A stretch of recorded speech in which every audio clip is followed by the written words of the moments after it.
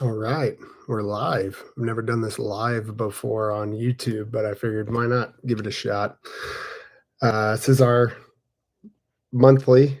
I had shoulder surgery this month, so I missed the one I was supposed to do a couple weeks ago, a live Q&A. We had over, let me look real quick, 18 questions submitted. So let's start ticking through them, huh? All right, things we're going to go over today is coaching and programming, business and community, and then mindset and leadership. Let's start out with coaching and programming.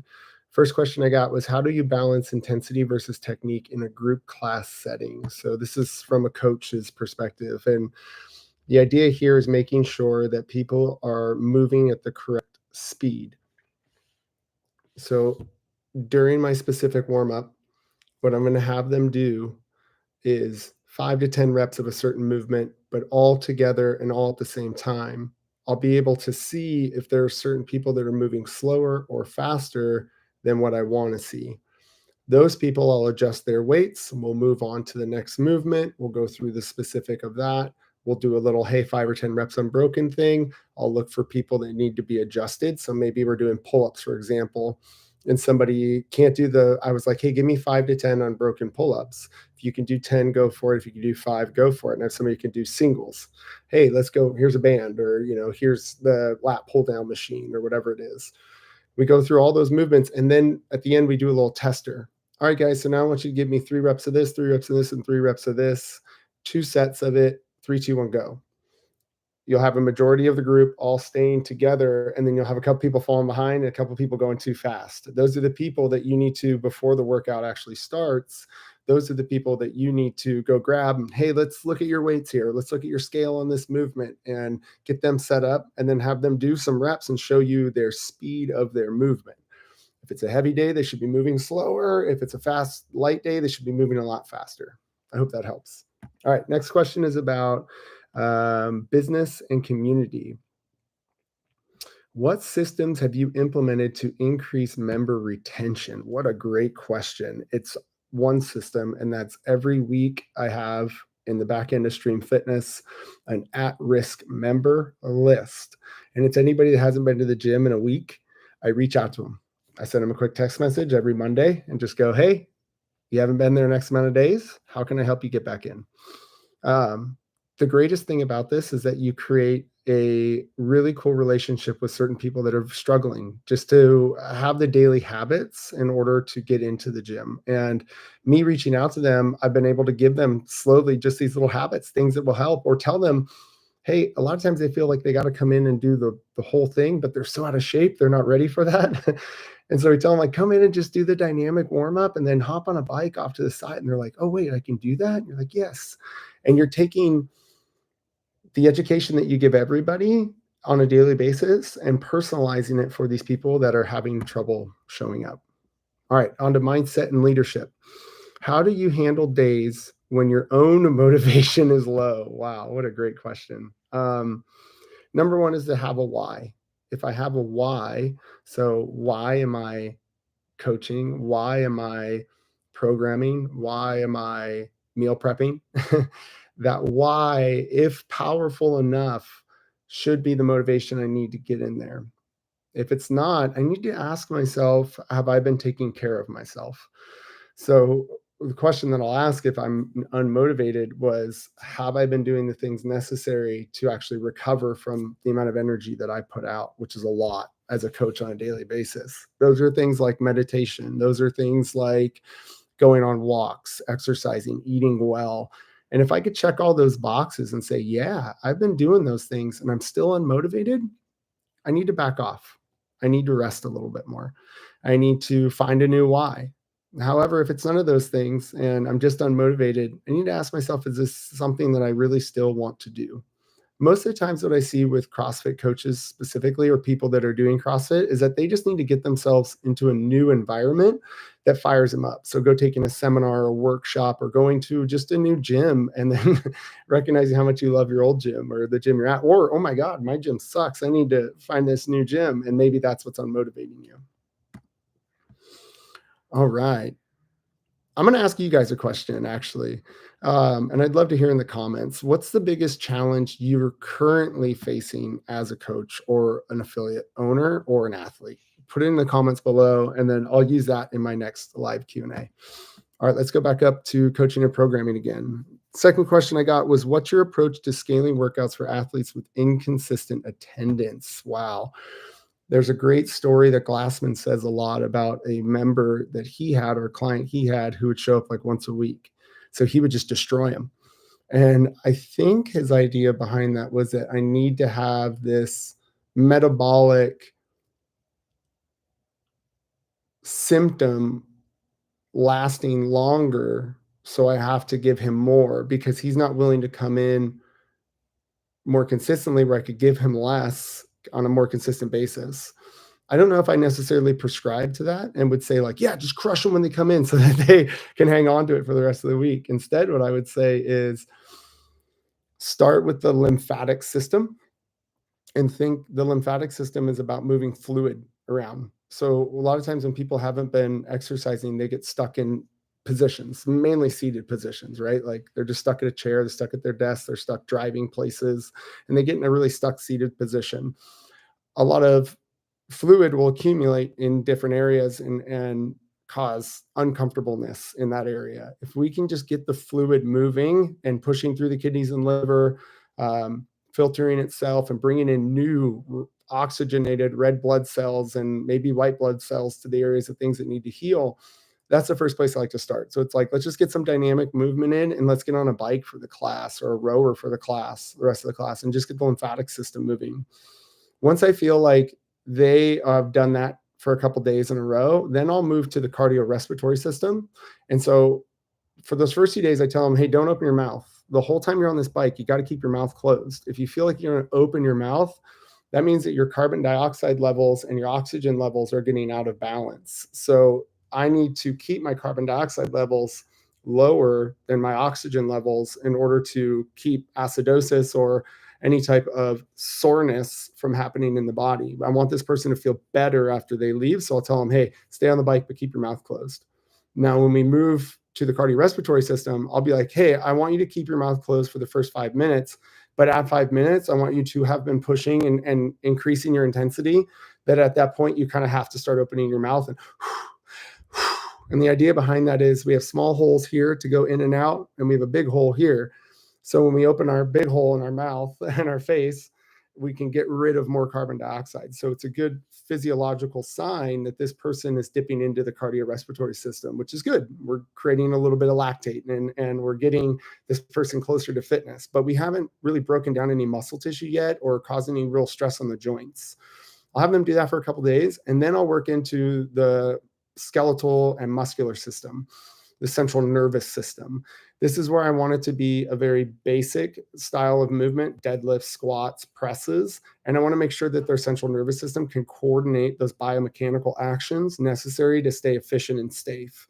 If I can see that, hey, you know, their lymphatic system's moving well, their cardiorespiratory system is moving well, and it looks like their central nervous system is working well and they're staying efficient in these movements, now it's time to get back to exercise and loading them again. So that's kind of the path that I'll take them down.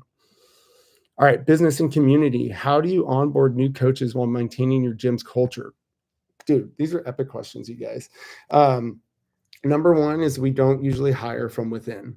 That doesn't mean we won't hire from within, but I look mainly for coaches outside of the gym.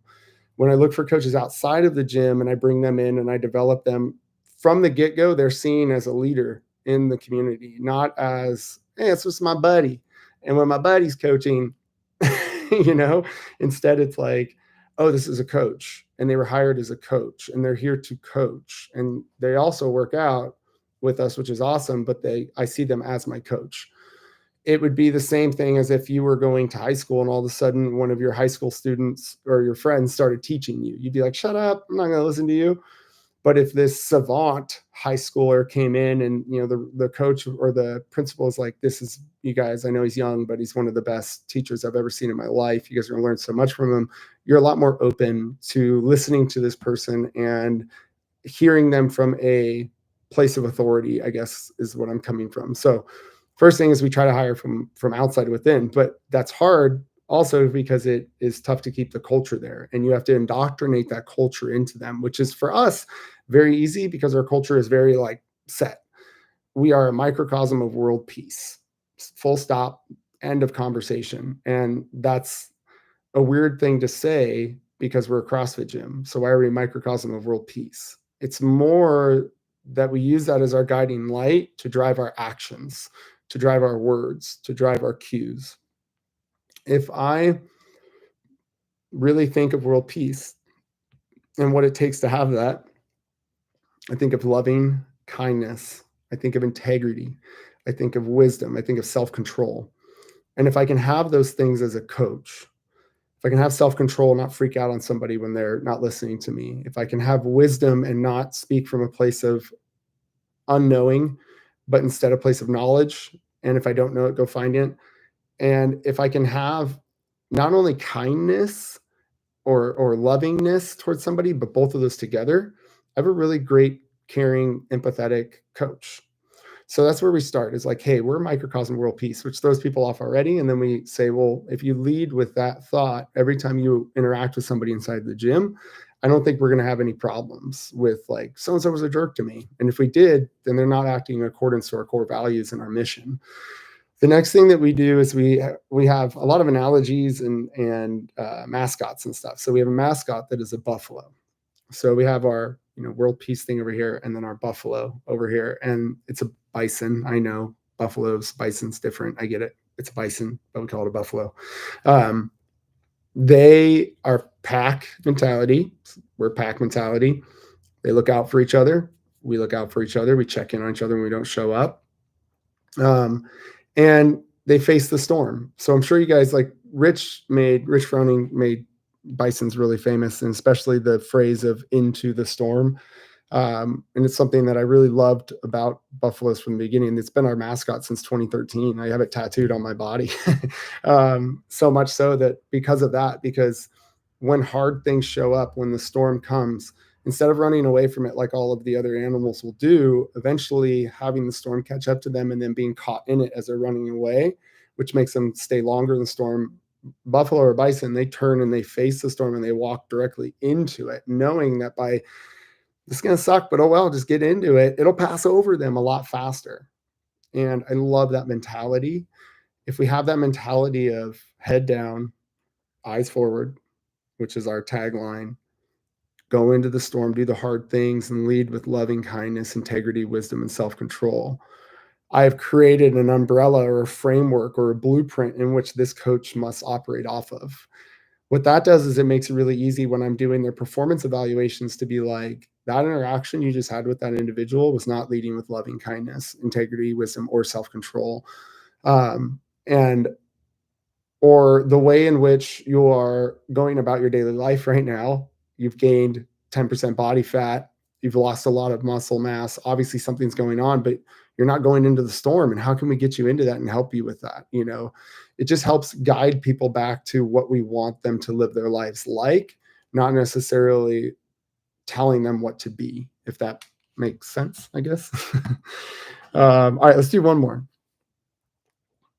Let's look for a good one. Ooh, mindset and leadership. What role does self-work play in your coaching leadership? And they put in quotations, therapy, breath work, journaling. So what role does self-work play in your coaching or leadership? Wow. I would say in my leadership, it plays a huge role because it slows down my mind. And in coaching, it does the same thing. At the level 2, we talk about that knowledge and teaching knowledge really, when boiled down, is your ability to distill large amounts of information into a bite-sized package that people can digest and absorb. So when I journal, when I talk to my therapist once a week, Adam, who's an amazing human being, love you, bro, I get a chance to slow down those thoughts that are coming in at a pace that I could never write or speak.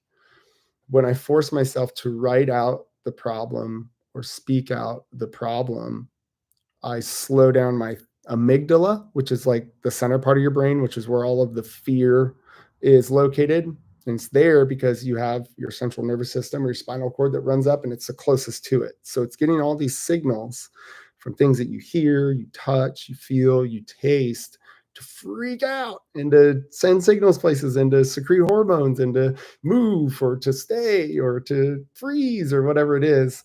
And then that's got to make its way through the midbrain and to the prefrontal cortex. And once it wakes its way to the prefrontal cortex, which is the last thing to develop in our brain, we can make a rational decision and go from there. But a lot of times we get stuck in that fear center and our thoughts ruminate, right? When we take those thoughts and we put them on paper, we speak them aloud, we do the thing, it slows them down enough to get them to the prefrontal cortex and to make sense out of them. So it's integral.